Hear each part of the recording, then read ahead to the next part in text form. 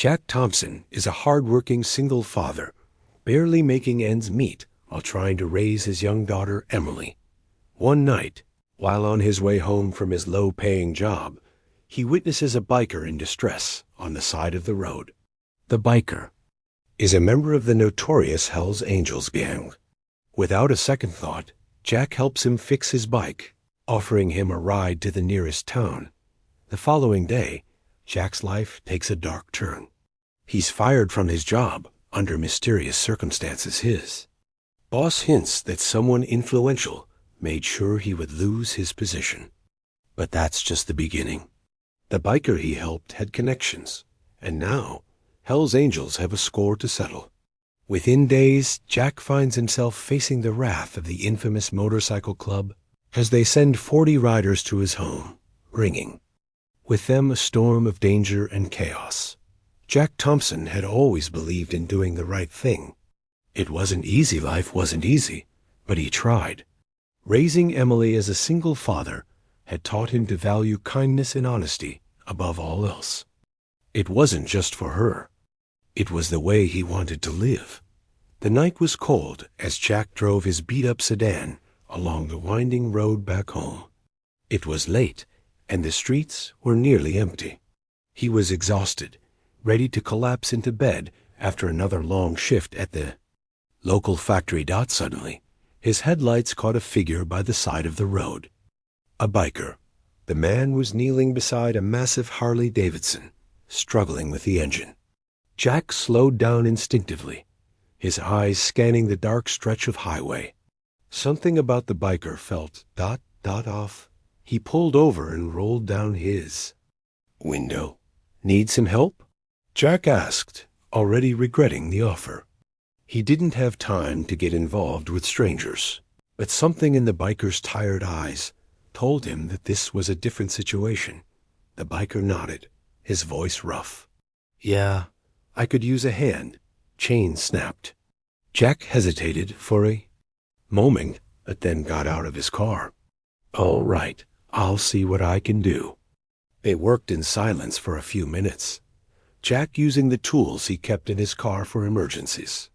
The biker, who barely spoke, watched him intently. Jack didn't think much of it. He was just a guy helping another guy, nothing more. But as the bike roared back to life, the man flashed a grateful smile. "Thanks, man. I owe you one."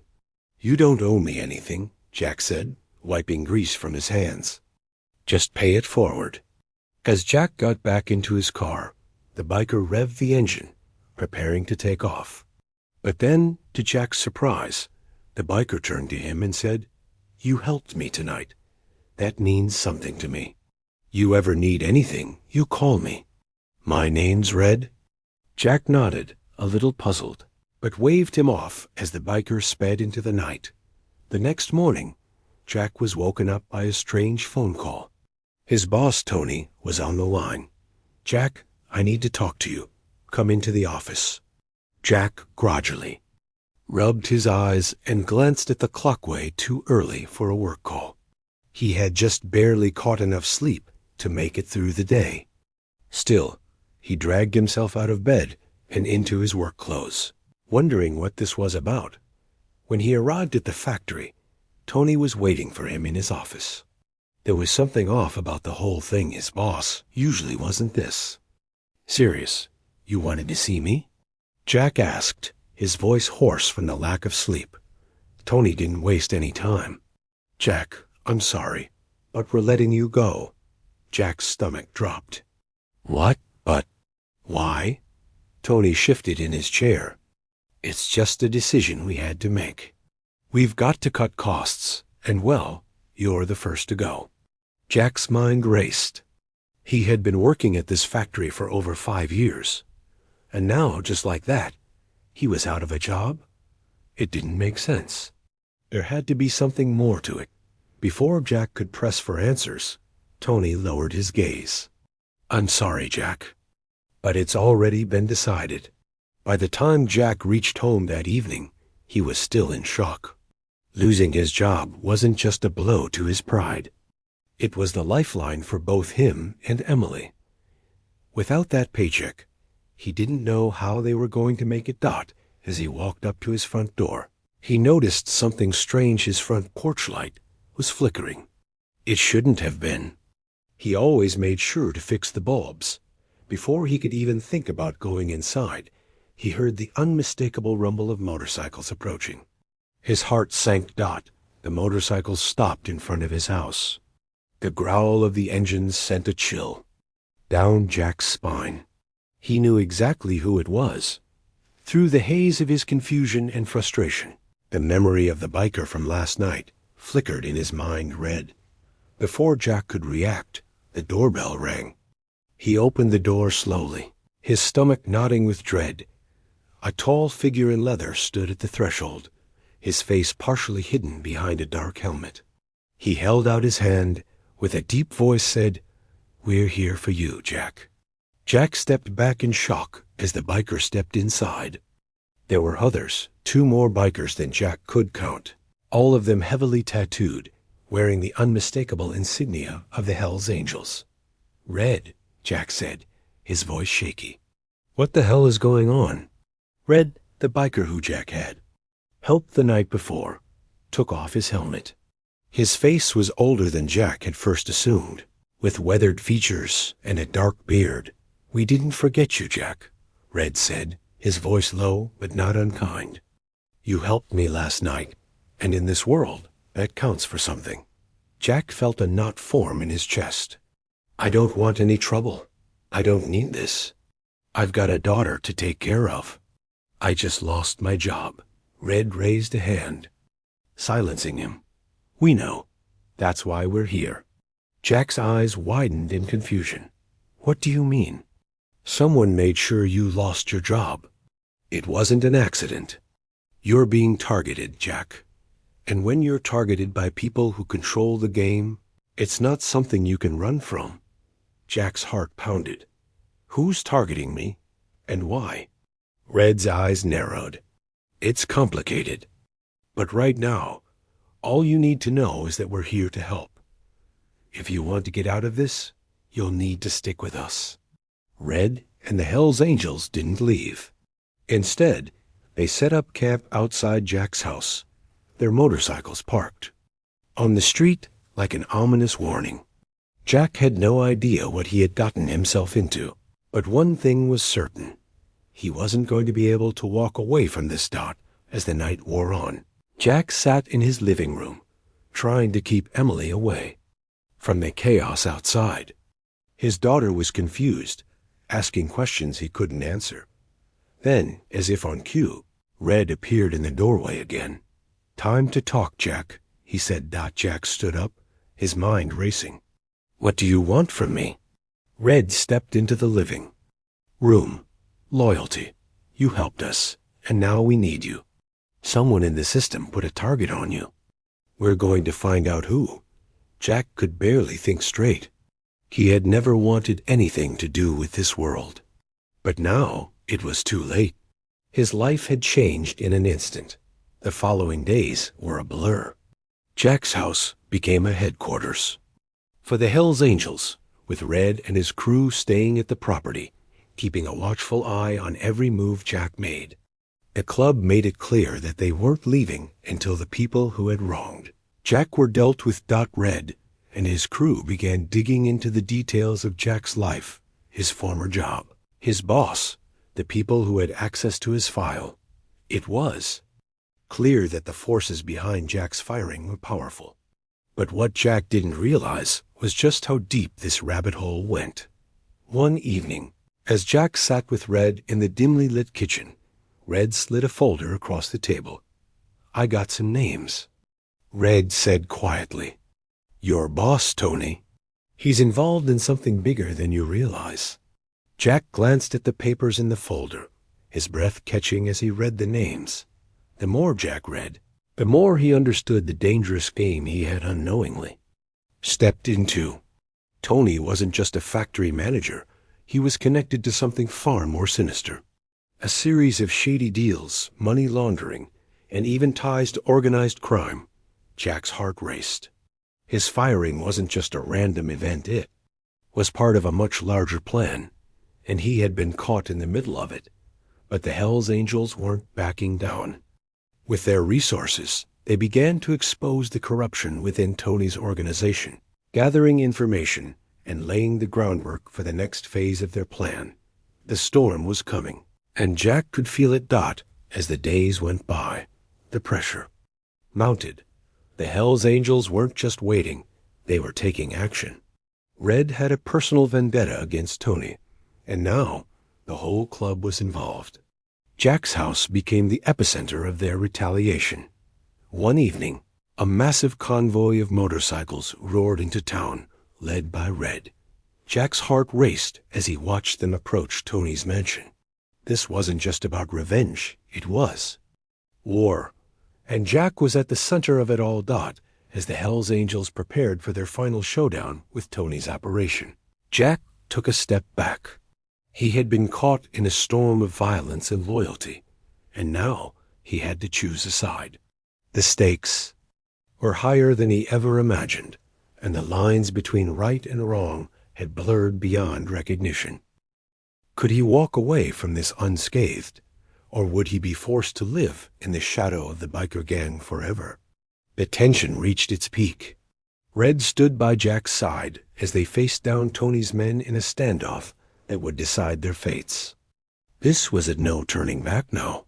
Jack's decision would either destroy him or set him free. The night was thick with tension, the air charged with anticipation. Jack stood next to Red, his pulse racing as the two groups stared each other down. On one side, the Hells Angels, their motorcycles lined up in rows like an impenetrable wall of leather and chrome. On the other, Tony's men, fewer in number, but no less dangerous. The only sound was the rumble of engines, a low growl that seemed to vibrate through the ground. Jack's thoughts were scattered, his mind torn between wanting to protect Emily and not knowing if he was doing the right thing. The choice to side with Red and the Hells Angels had led him to this moment, but it was clear there was no going back. Red stepped forward, his face set in a grim line. "This is it," he muttered to Jack. "We're not here to negotiate. We're here to end this." Tony's men shifted, uneasy under the weight of the Hells Angels' presence. One of Tony's associates, a tall man with a scar across his face, stepped forward. "You think you can just walk in here and take over, Red? You're nothing but a gang of bikers, and Tony will make you regret this." Red's lips curled into a faint smile. "You're right about one thing. We're a gang. But we're not the ones who should be worried." Jack's heart pounded in his chest. His mind raced as he realized the magnitude of what was happening. This wasn't just a confrontation between two rival groups. It was a battle for survival. And his role in it, whether as a pawn or a player, was still unclear. Before he could think any further, Red turned to Jack. "This is where you decide what kind of man you want to be. Jack, you don't have to fight if you don't want to. You can walk away, and we'll handle things our way." Jack's gaze flickered to Emily's picture in his wallet, then back to the scene before him. His daughter's face was all he could think of. Could he really walk away from this and protect her from the fallout? The decision gnawed at Jack, but then the first punch was thrown, and everything spiraled out of control. One of Tony's men lunged at Red, and before Jack could react, the entire situation erupted into chaos. Fists flew, leather-clad bodies collided with a sickening thud, and the sound of motorcycles revving in the background only added to the pandemonium. Jack felt an overwhelming rush of adrenaline as he watched Red effortlessly defend himself, taking down one opponent after another with ruthless precision. Jack, however, was frozen, unsure of his role in this madness. He wasn't a fighter. He was a father-someone who just wanted to keep his daughter safe. Red noticed Jack's hesitation and shouted over the noise. "You don't have to fight, but you do have to choose. This is the point of no return." Jack's eyes widened as he saw Tony's men start to pull out weapons, knives, and guns that glinted under the moonlight. In that moment, He knew that if this went any further, there would be no turning back for anyone involved. He glanced at Red, who was holding his ground, and then at the people he loved, Emily. Could he really get out of this? The anger of betrayal simmered beneath the surface, and it wasn't just about the job anymore. It was about everything: his life, his daughter, his choices. The skirmish continued for what seemed like hours, but it was over in moments. Tony's men had underestimated the ferocity of the Hells Angels, and now they were on the run. Retreating into the night, Jack stood amidst the wreckage, his heart still pounding as the adrenaline wore off. The sounds of motorcycles began to fade, and the violence seemed almost surreal. Red approached him, blood streaked across his face, but there was no sign of hesitation in his eyes. "You made it through, Jack," Red said with a grunt, wiping the blood from his face. That wasn't easy. Jack could only nod. The weight of what had just happened was sinking in. He wasn't sure whether to feel relief or regret. The violence had passed, but the consequences hadn't even begun to set in. They were still, and it caught in a web of loyalty, betrayal, and power. "I didn't know what to do," Jack whispered, his voice hoarse. "I never wanted this." Red looked at him, his expression softening for the first time. "No one does. But sometimes life makes those decisions for you." Jack felt the weight of Red's words, knowing deep down that this moment would change everything for him. He had been drawn into a world of violence and retribution, but there was no way out now. The Hells Angels had given him a choice, but that choice had come with a cost. And now the question was, what would he do next? The morning after the confrontation, Jack sat alone in his living room, staring at the mess outside. The motorcycles had disappeared into the horizon, leaving only the faint sound of engines in the distance. His house was quiet now, but it felt more like a battlefield than a home. Jack ran his hands through his hair, overwhelmed. Emily was still asleep upstairs, unaware of the chaos that had taken place outside their door. He needed to protect her, but what kind of protection could he offer her now? Red had promised that Tony's operation was finished, that they had taken care of the people who had wronged Jack. But Jack couldn't shake the feeling that it wasn't over. There were still strings being pulled in the shadows, and he had a sinking feeling that things would only get worse from here. As he looked out the window, Jack realized that his life had taken a path he couldn't turn away from. The Hells Angels had made him part of their world, and he had no idea how to navigate it. But one thing was clear. He was in this for the long haul now, and his decisions from here on out would shape everything that came next. It had been a week since the confrontation with Tony's men, and Jack was beginning to understand the gravity of what had happened. The Hells Angels didn't just leave after the fight. They stayed. They watched him, made sure he was safe, and made it clear that they were not just allies. They were now part of his life. Red checked in daily, making sure Jack and Emily were all right. But with every visit, the tension between them seemed to grow. Jack appreciated the protection, but it came with a price. He couldn't ignore the fact that the gang was entrenched in a world of crime and violence, and he was now tied to it. One evening, Red pulled up in front of Jack's house on his motorcycle. He was alone this time, his usual crew nowhere to be seen. "We've taken care of Tony's operation," Red said, sitting on the bike. "But there's more. We're not done yet." Jack clenched his fists. "What do you mean?" "I thought we were finished." "There's always more," Red replied with a grim smile. "Once you're in, there's no way out. We can help you get what you need: money, power, respect, but you've got to make a decision. You want to stand with us, or do you want to run?" Jack stood frozen, staring at Red. This was the moment where he had to decide if he would truly join the Hells Angels or walk away for good. Jack's heart pounded in his chest as Red's words echoed in his mind. There was no way out. Not now. Not after everything that had happened. He stood at a crossroads, one path leading deeper into a world of power and danger, the other a far more uncertain road where he had no control. You want me to make a choice, Red, Jack said, his voice low and steady. But how am I supposed to choose?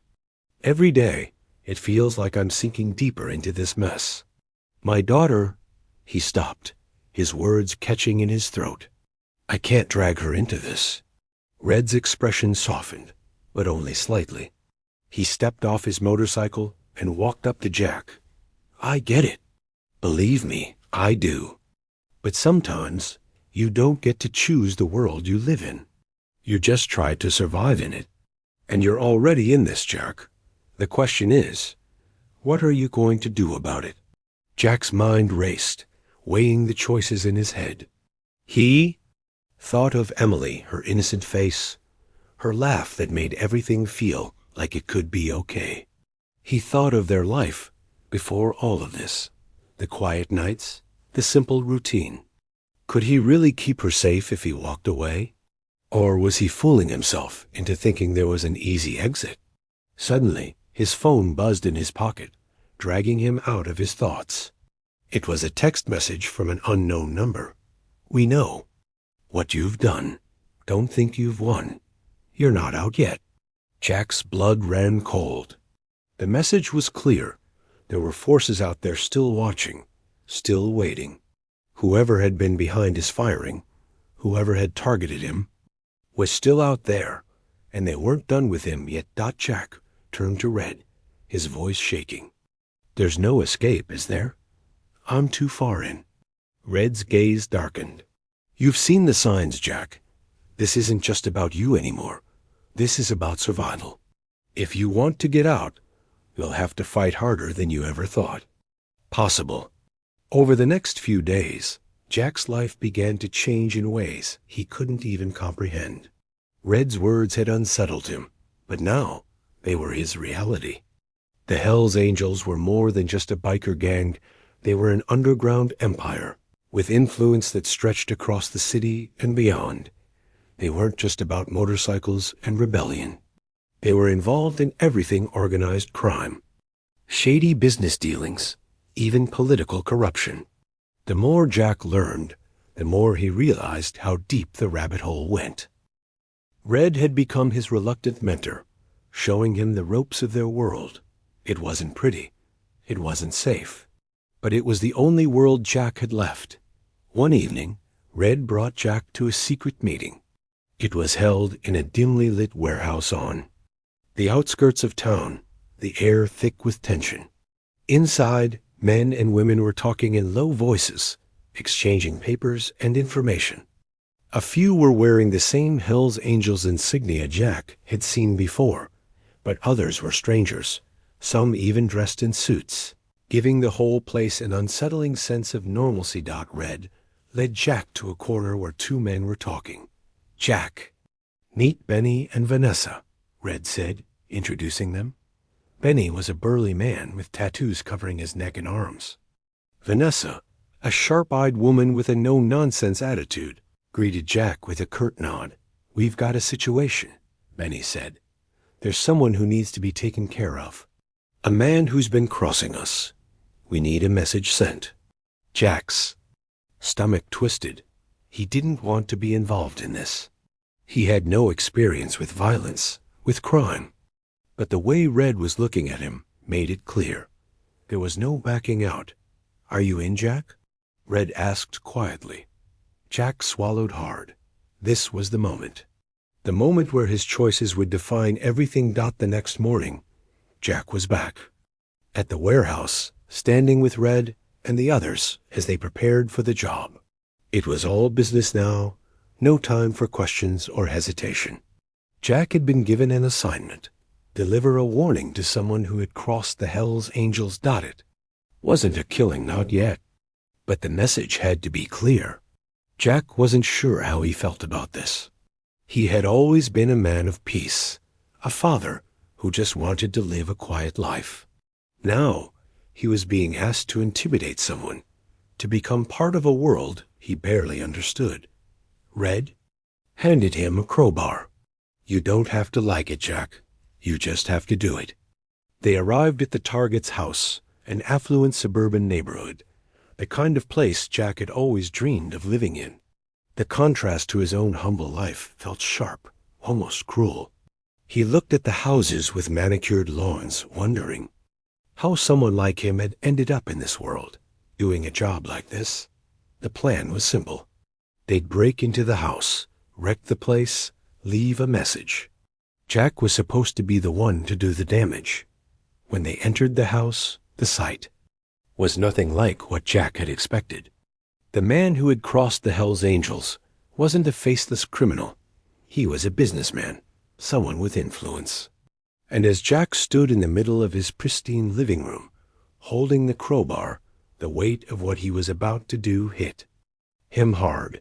Red's voice broke through the silence. "Do it, Jack." Jack's hands shook as he raised the crowbar.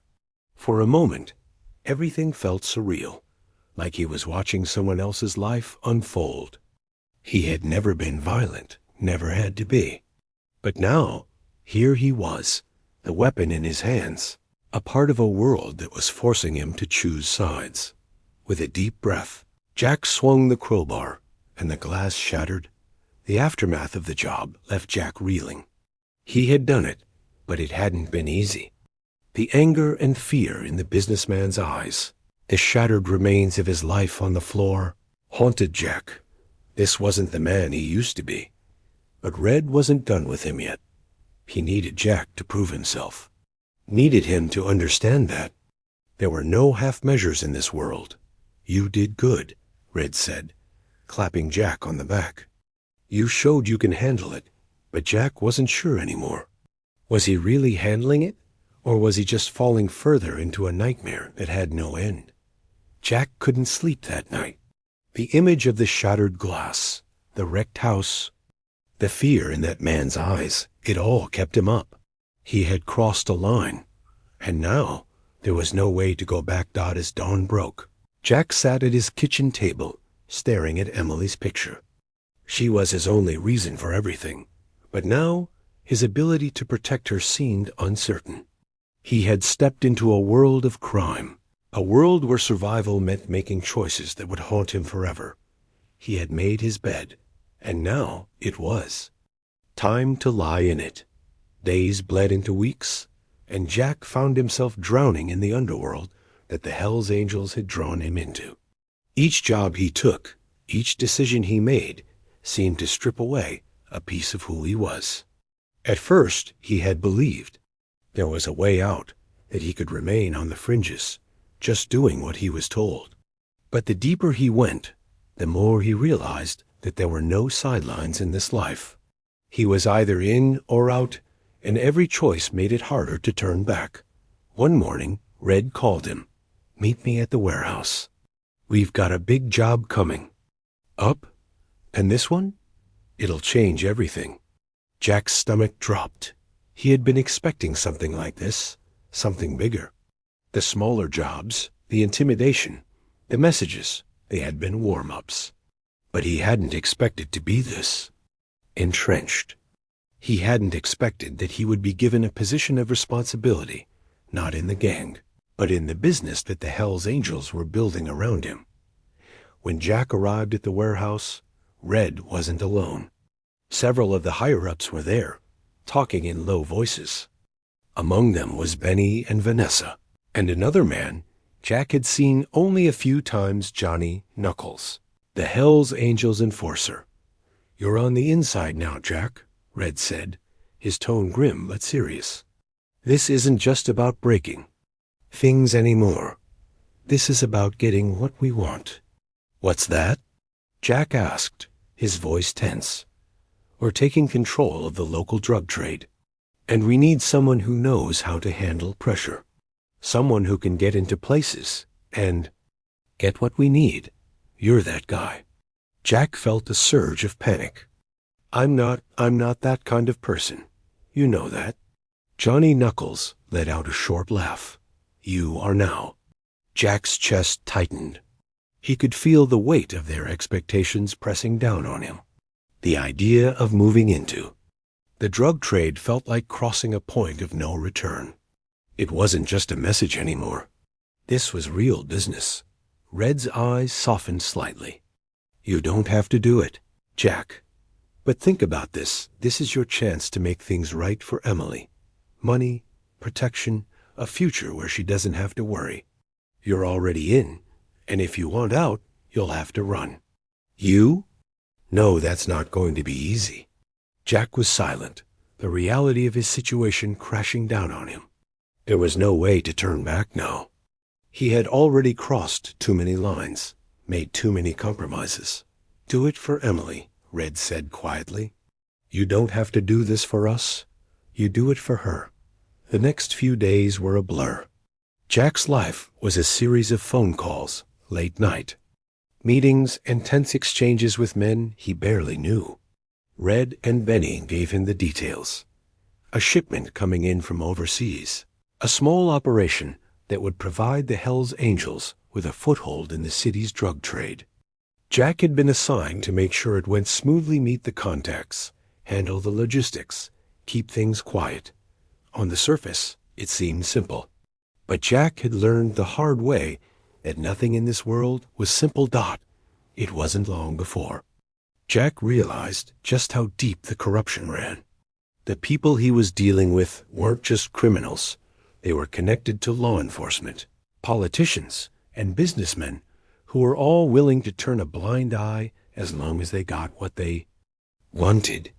Jack had to be careful, walking a tightrope between loyalty to the Hells Angels and the growing sense that he was involved in something he could never escape from. One night, he sat in a dimly lit back office, the faint hum of the city outside. His window. He was alone, but the weight of everything was heavy on him. The deal was supposed to go down in the next few hours. His heart thudded in his chest. He had never been this close to the inner workings of something so dangerous. His phone buzzed. It was a message from Red. Meet us at the warehouse. It's time. Jack's breath caught in his throat. This was it. This was the moment he would have to decide if he was going to fully step into the darkness or walk away. There was no middle ground now.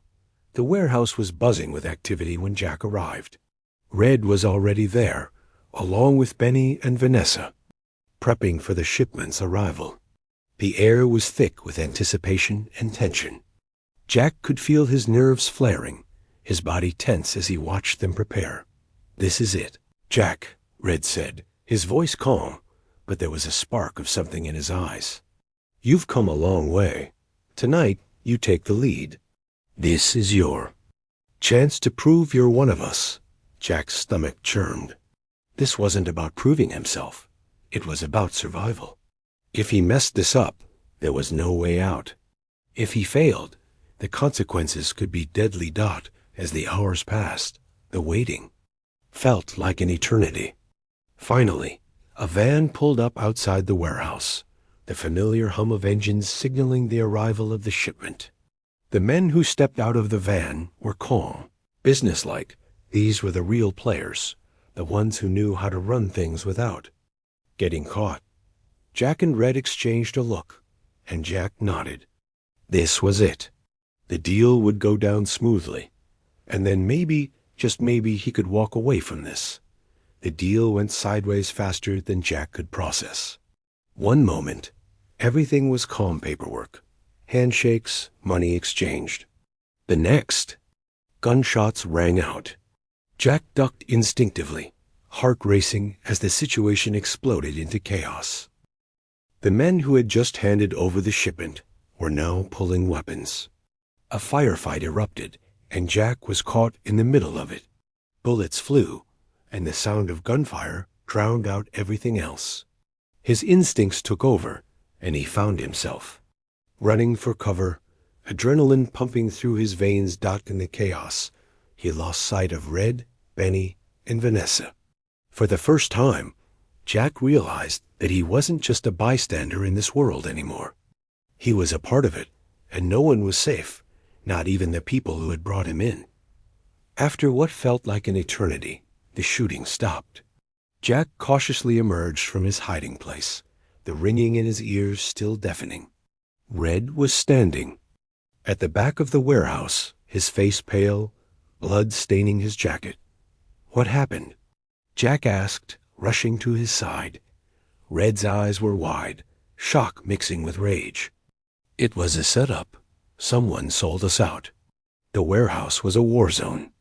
The men who had planned to make the deal were either dead or on the run." Jack could feel the weight of the betrayal bearing down on him. This wasn't a simple job anymore. This was war. As Red turned to Jack, his face hardening, he spoke through clenched teeth. "This isn't over, Jack. We find who did this, and we make them pay." Jack could feel his stomach twist. Every choice he had made had led him to this moment. There was no going back, and the Hell's Angels were a force to be reckoned with. The question was, where would Jack's loyalty lie when the dust settled? Would he stand by Red and his crew, or was it already too late for him to escape the shadows of this world? Jack couldn't shake the images from the warehouse, the blood, the bodies, the people who had tried to take him down. Betrayal had carved its way into the fabric of his life, and there was no way to erase it now. The enemy wasn't just some faceless criminal group. It was someone inside, someone who had known their every move. The hours after the ambush wore, a blur of frantic calls, meeting with allies, and piecing together what had gone wrong. Jack was no longer just a pawn in a game. He was in the middle of a war. Red had made it clear the Hell's Angels needed answers, and they needed them fast. "We're going to find out who did this," Red had said, his voice cold. "And when we do, we'll make them pay." Jack nodded, though the thought of getting even unsettled him. He had never been a violent man. This world was changing him in ways he didn't fully understand. But the more time he spent in it, the clearer it became. Loyalty was the only thing that mattered. Loyalty to the gang, to Red, and to the brothers who had been with him when things got tough. The question now was, how far would he go to protect his own? Red's plan was to follow the trail, piece by piece. They'd track down the people who had been involved in the deal and work their way up to the top, no matter where that took them. Jack wasn't sure if he was ready for what lay ahead, but he had no choice. He was already too deep in. The next day, Red sent Jack out to meet with an old contact, a man named Vinny, who had been with the Hell's Angels for years. Vinny was known for his connections in the city, his ability to get information out of people who didn't want to talk. He was also known for not asking too many questions.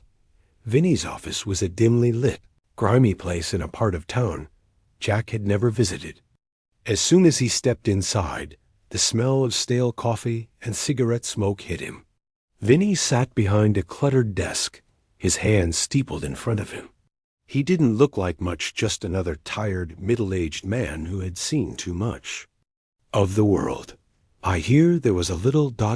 incident at the warehouse," Vinny said, not looking up from the papers in front of him. Jack nodded. "Red sent me. We need information. Who set us up?"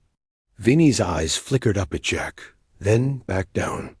"You know, there's a price for information like that. You don't just get answers for free, especially when we're talking about a betrayal like this." Jack frowned. "We're not here for games. We just need answers." Vinny leaned back in his chair, crossing his arms. I know. But you're in the wrong line of work if you think this is just about getting answers. You're going to owe me one, Jack. And when I call in that favor, you'll wish you never came to me." Jack hesitated. "Fine. What do you want?" Vinny's lips curled into a grin. "First, I need you to take care of a little problem I've got with one of the local suppliers. It's nothing major. Just a little ... persuasion." Jack's stomach tightened. He didn't like the sound of that. But he didn't have a choice. The gang was counting on him, and if this was what it took to get the information, he would do it. For Emily, for survival, Jack's next job took him to the outskirts of town, to an abandoned building where a supplier was supposedly operating out of. He and Vinny had arranged a meeting with the man who had a reputation for being a slippery character. Jack had no idea what he was walking into, but he knew one thing for sure. This wasn't going to be a simple conversation. When they arrived, Jack could feel the weight of the situation pressing down on him. The building was dark, save for the flickering light from a broken lamp in the corner. The air was thick with the smell of mildew and old paper. It felt like a place where people went to disappear. The supplier was already there, sitting at a table with a few of his men. He looked up when Jack entered, his eyes narrowing. "What's this about?" the man asked, his voice gruff. Vinny walked up to the table, his tone cold and threatening. "You're going to fix this little issue of yours, and then we'll be done. If you done single quotes T ... He didn't finish the sentence. The implication was clear. Jack didn't want to be here. He didn't want to be part of this world, but the reality was that he had no choice. If he walked away, there was no telling what would happen to Emily or to anyone else in the gang. The stakes had gotten too high. As the tension built, Jack could feel the weight of the decision on his shoulders. He wasn't just working for the Hells Angels anymore. He was working for something darker, something more dangerous. And if he wasn't careful, there would be no way out. The next few days were a blur of intimidation, threats, and power plays. Jack was in over his head. With every job he took, he felt like he was losing a part of himself. The person he used to be was slipping away, replaced by someone who could do what needed to be done. Someone who wasn't afraid to get his hands dirty. But as the pressure mounted, Jack felt the weight of the choices he had made. He was no longer just a single father trying to make ends meet.